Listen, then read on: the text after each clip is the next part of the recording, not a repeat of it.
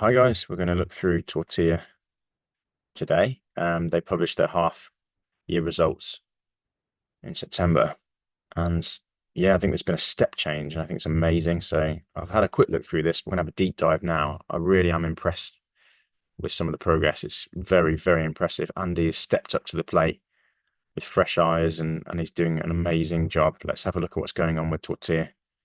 Serious, amazing changes. All I want to do now is go and have a burrito or some of their new food, but I've got to stay on track. So yeah, like for like, um, was down in March, but it's up in September. Look at how many stores. The store growth is insane. It's amazing. This growth is so impressive. 13 new owned stores and 19 plus store franchises. They only had about 80 stores last year, and now it's over 100. So they're doing that's amazing. New products and new food and new recipes, amazing. Improved profitability. Okay, it's only 0.2%, but it's going in the right direction. They're opening new stores in the UK, and they're creating these kiosks, which are seen all over in McDonald's and lots of other stores. So that's going to improve things as well. And they've launched a new app, so it's going really in the right direction. UK profitability, they're looking at the brand, and we'll look at the marketing and stuff they're doing. They're investing in their team and tech, which is amazing. They are actually looking at franchises now, not rather than just kind of talking about it. It's really happening now, and they're developing internationally, and that's really happening, which is exciting. So they're improved purchasing power and relationships following an acquisition of Fresh Burritos, which is amazing. Hedging strategy, which is what a lot of food companies will do with their suppliers. Um, they're revising a partner strategy, driving EBITDA. Okay. Operational efficiencies with kiosks. I think that makes complete sense. To stop queues, basically, it really makes, if you go into any McDonald's, instead of people queuing in a line, they'll order and then they'll go to the side. And that means there's obviously loads of efficiencies. Also, the orders are going to be 100% correct, yada, yada.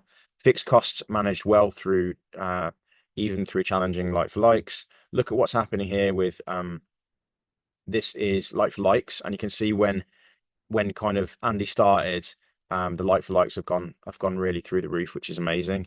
4%.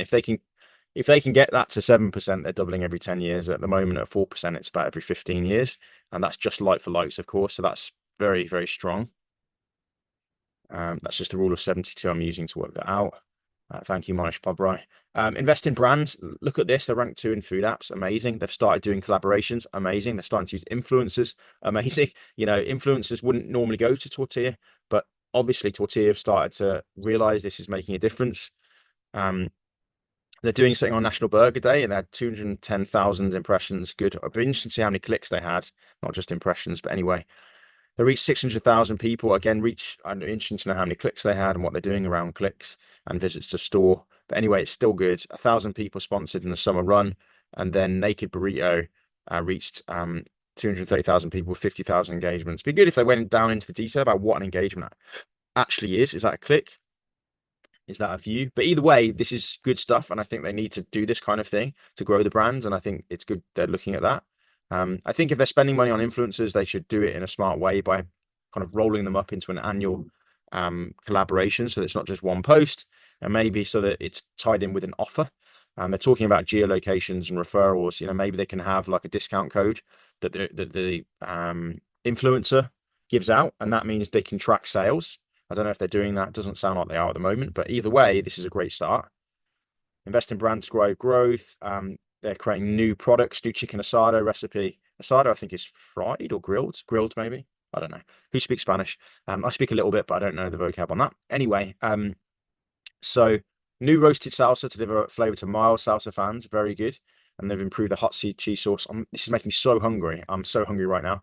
But anyway, introduce a new kit in 10 restaurants to serve quesadillas all day round in under 60 seconds, when previously it was over 5 minutes and only served throughout half the day. That's great in efficiencies. Love that. Ditched the sandwich campaign, and that's done well. Plans to roll out this across the full estate in H2. Introduce limited time offer only ranges, smash burger range. That sounds amazing. I'd love to try that. So that's going well. Sales at 7% of the total mains. Very, very good. They've expanded their team with new Neds. It looks like they want to double down on the French business, which is amazing. They're creating a first like burrito Olympics in October. We've actually missed that because I'm recording this in November, but I didn't know what that was about. That sounds interesting and fun.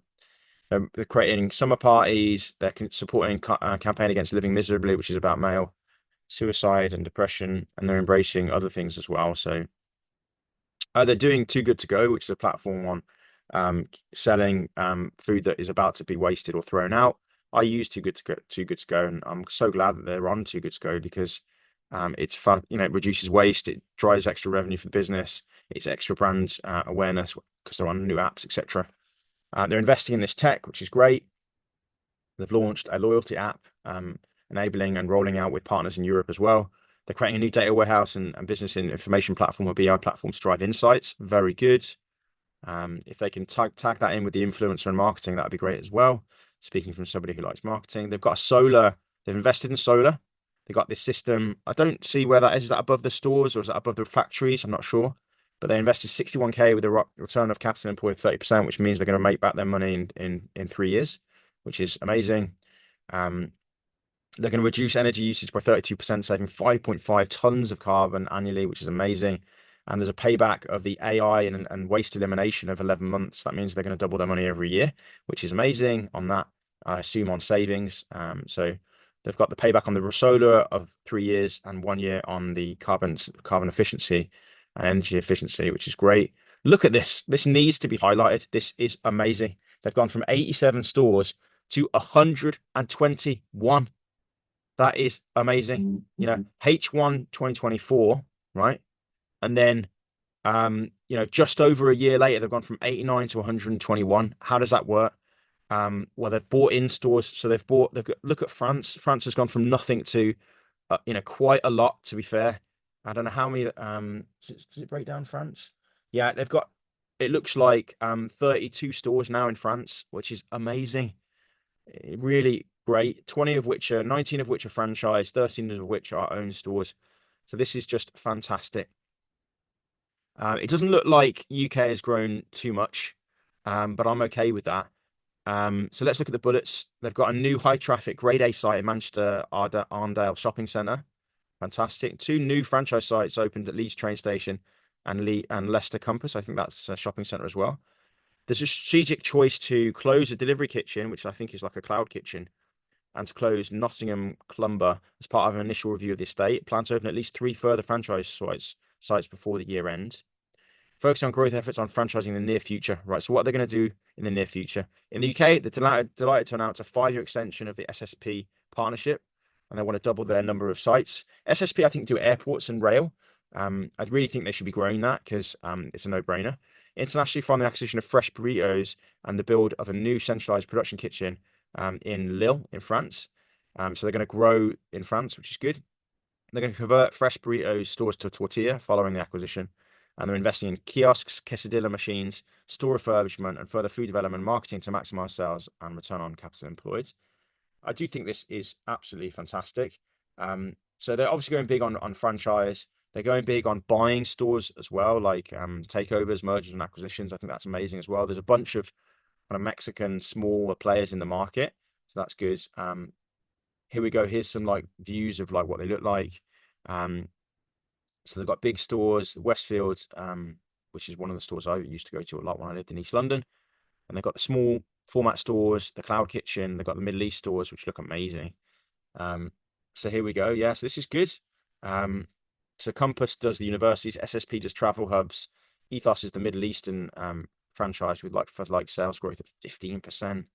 That's amazing. That means they'll double about every 4.5 years, which is amazing.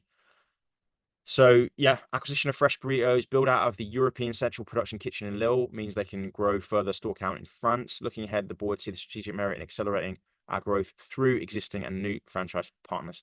Very, very good. So like all of this is like really good. So they've acquired Fresh Burrito. We know about that. They've got the Central Production Kitchen. Great. The European Sub-Board Committee. They created a committee and a franchise committee headed up by Francesca Tiello, who she's quite senior. I think she was in a big company. I can't remember which. If you know, put it in the comments, but I'm sure they'll talk about it. I must have mentioned it on other. She's a very good partner for them to have. I think she's a Ned at the moment, but she looks like she's getting involved in operations as well.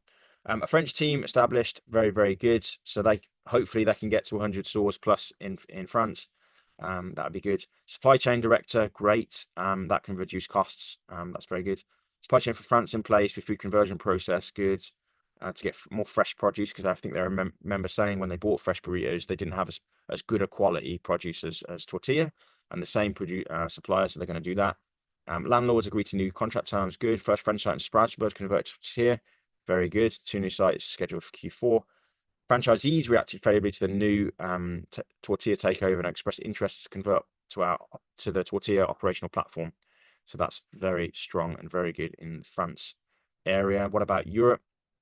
Tortilla is now 4 times bigger than the nearest competitor. I did see a store in one of the train stations in the UK, and I asked how many stores they had, and I think they had 8 or 9.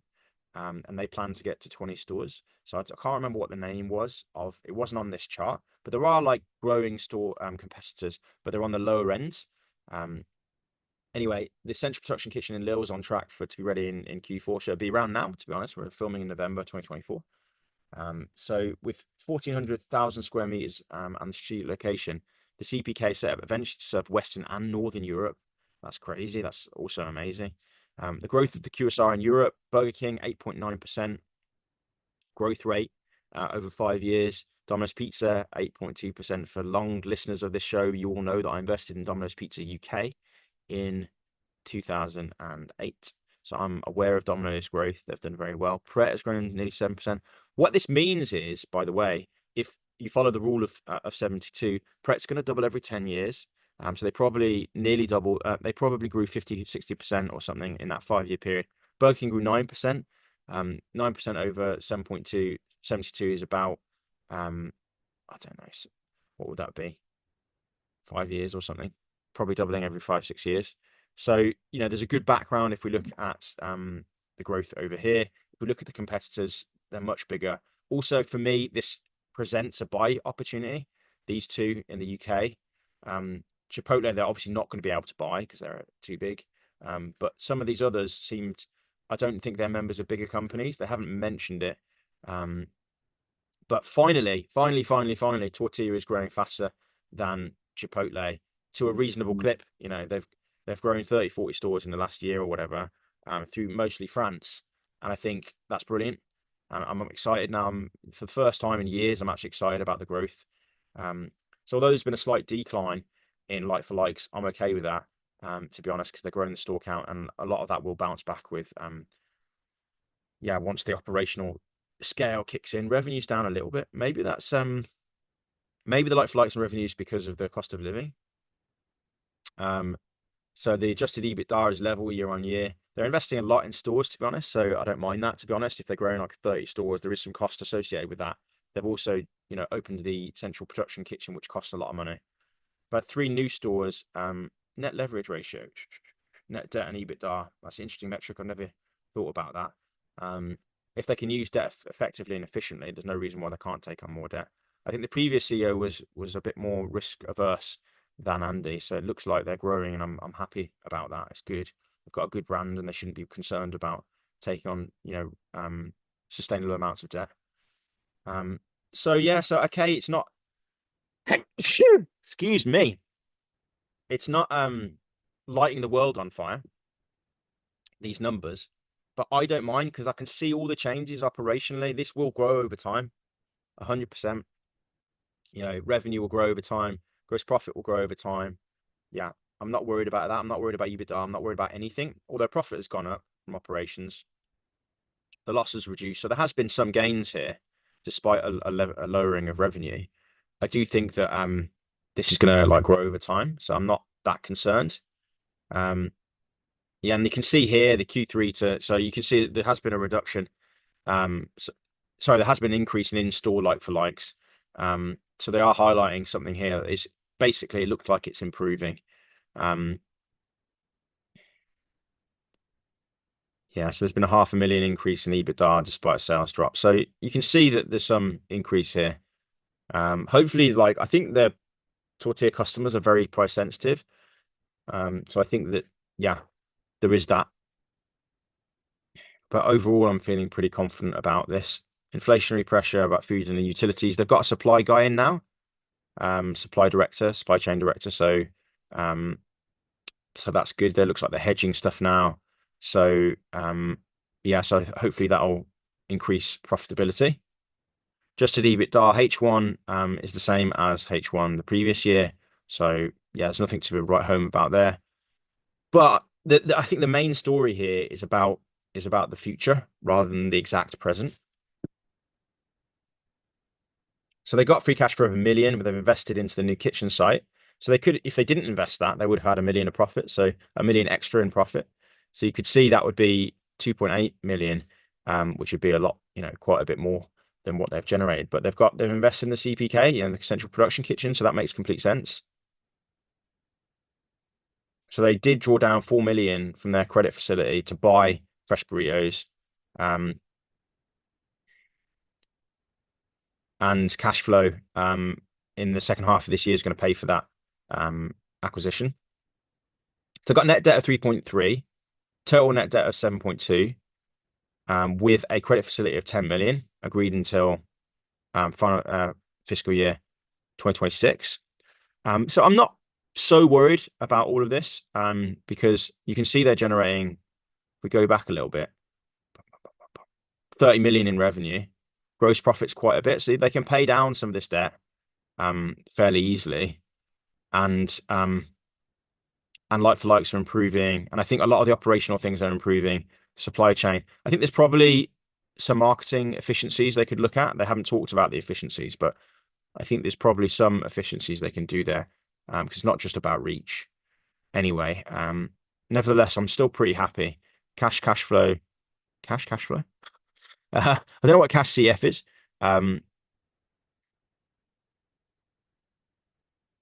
Yeah, free cash flow of under 1 million. But if you think about it, that's basically because of the CPK. That's going to enable growth over Europe. So they're saying volumes are improving. France trading in line. Favorable upside margin to continue. Okay, good. No further own store openings planned in H2 as they're investing in the conversion of Fresh Burritos and the rollout of additional kiosks and driving new food developments. I think that's a smart move because they want to improve profitability. That makes complete sense and like-for-like sales. So I think that's a smart move. Franchise partners are going to grow as well. And they're just saying that they want to springboard internationally with Europe. So I think, yeah, I'm really kind of happy about the prospects in the business. Yeah. So as a reminder, they launched in 2007 and they listed on AIM in 2021. They've now got 113 sites. That's pretty good, in 4 years. Actually 3 years at the time of filming, but next year, it's in 3 years basically.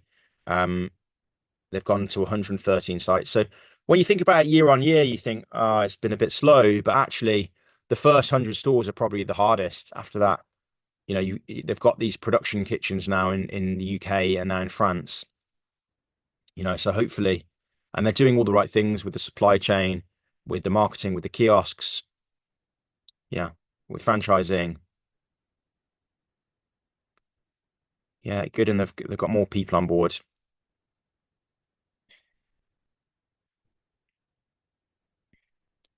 Brandon, I think in one of the last calls he might have had long hair, so I don't know if he's cut his hair.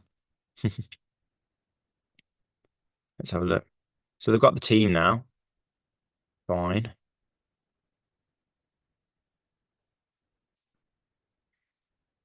Oh, getting so hungry. Sorry if any of my listeners are getting hungry as well. They're making 33 million revenue. They're getting about 20, over 20 in gross profit, and they've got debt of 7 million. So over time, that's nothing. I'm not really worried about that. Net assets has gone down, which is a bit unusual. Not quite sure why that's happened. Um, maybe it's right of use assets, which is basically leases. Might be because they closed some of those stores, potentially. Right, I'm gonna stop sharing my screen. The share price has gone down really over the last couple of years. But when you're investing, especially when you're investing long term, I think it's really important to think about the long term of a business. Sorry, I was just sitting on a pillow that was getting a bit uncomfortable. So Tortilla, they've gone from like I don't know how many stores they had 3 or 4 years ago, maybe 10 or 20, and now they've got 100 and whatever it was, 110, 100. What was it? Sorry, my bad. I've literally just looked at this, but apologies. Where are they at now in terms of store count? Let's get 113 stores. They've got 113 stores as of September 2024. And we're filming in November. You're probably watching this. You might not watch it straight away. And I personally think that's really, really strong. And there's no reason why they can't have 100 stores in France. Literally no reason. And there's no reason why they can't expand to Germany and Spain from that little CPK. I don't know if Tortilla have looked at SunSwap, which is another one of my companies that I've invested in, which deals with refrigerated van distribution and using solar energy. They could start to look at that potentially if they're looking about transporting food across countries. That might be something they start to look at. But anyway, I think they've got a platform here for growth. I think it's smart that they are not rolling out much in the UK right now because they've got a dominant position and they're investing in kiosks, they're investing in tech, they're investing in people, they're investing in product. Makes complete sense. Make the stores more profitable and then roll them out. So I think that makes complete sense. They're looking at franchises, they're focused on France. I think that makes complete sense for them to focus on that for like 6 months to 18 months. And then they can start thinking about rolling out France and thinking about other countries. So overall, I'm really happy with everything. Obviously, the share price is a bit shit that it's only the valuation's only 18 million at the time of recording. That's terrible. But I think it's all good news, to be honest. I'm really like shocked that the share price is that low. At the moment, unfortunately, I'm not working full time, so I haven't got enough money to put into investing in this company. But if I had spare capital, I would be investing in Tortilla because I think it's a really it's not advice, it's just my opinion using financial logic. But I think that this company is going to be a lot bigger over time, and it's hard to analyze the net profitability of the stores because they're likely to get more profitable over time. So I think 10 years from now, or even 5 years from now, they're going to be more profitable. Hopefully, they won't pass on as many costs to the end consumer. They'll get more operational leverage because, like, hopefully, their supply costs will go down as their store count goes up, and they'll have more franchise growth, and their marketing will improve, their loyalty scheme will improve, their membership will improve. Like, so I think that it's not going to be valued at 18 million in 5 years. Hopefully, it goes back up to 100 million, 200 million, 300 million. And then we could have a really nice growth turnaround story to talk about. And I'm recording this in November, so I've time-stamped this November 2024. Hopefully in 5 years they've got 300-400 stores. I think that'd be amazing. Even if they've just got 200 stores in 5 years, I wouldn't be that gutted. But hopefully it's like 300 stores and the 3x the business, and they're making, I don't know, 3, 4, 5, 6 million a year profit, and they're valued at 120 to 200 million, and the shares have gone up 10, 20x.